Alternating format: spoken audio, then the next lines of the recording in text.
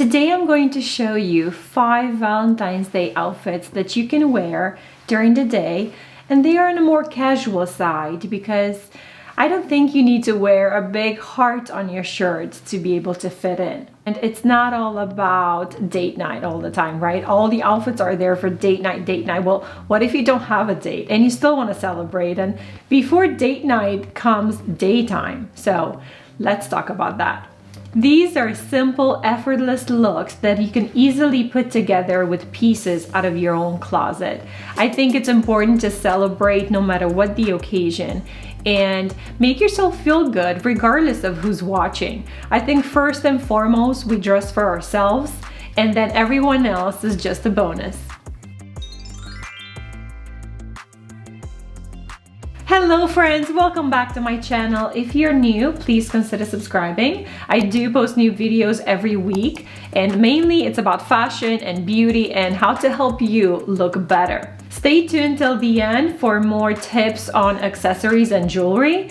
Also, to enhance your experience, I started adding chapters to my videos so you can skip right through to the parts that interest you the most. So without further ado, let's get started. The first look is the red turtleneck with blue jeans and white sneakers.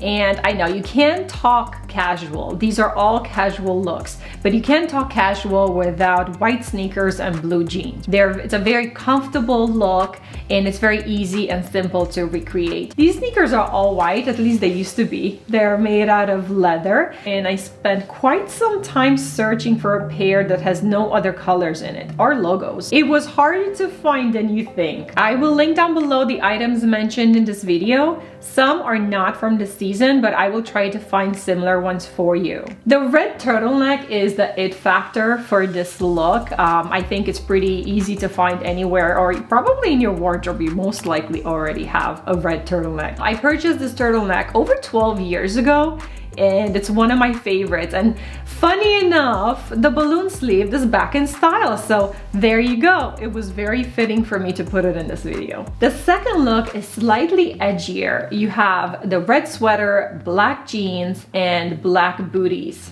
Anytime you add booties, I think, to a tight pair of pants, it makes it look edgier and more youthful.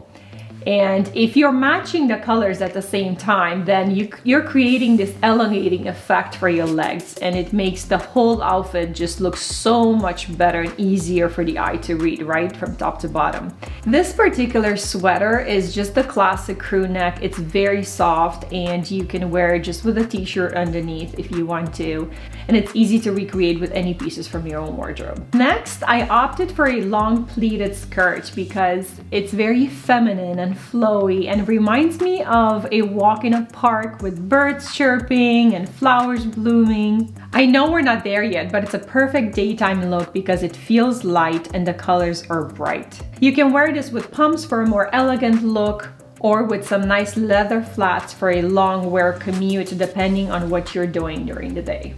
The next look is a very easy pair of slacks, flats, and throw on a blazer. I like this look because it looks casual and feels so comfortable, but if you take a look at the details, it's a much more elevated style.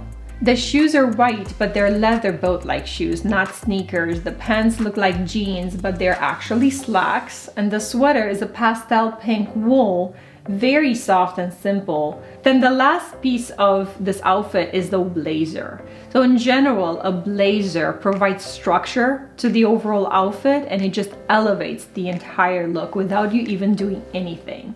This particular one is stretchier, it's breathable, and it can be worn with flats. It's very comfortable. This next look feels very modern and youthful at the same time. Every time you wear leather pants, you will get that.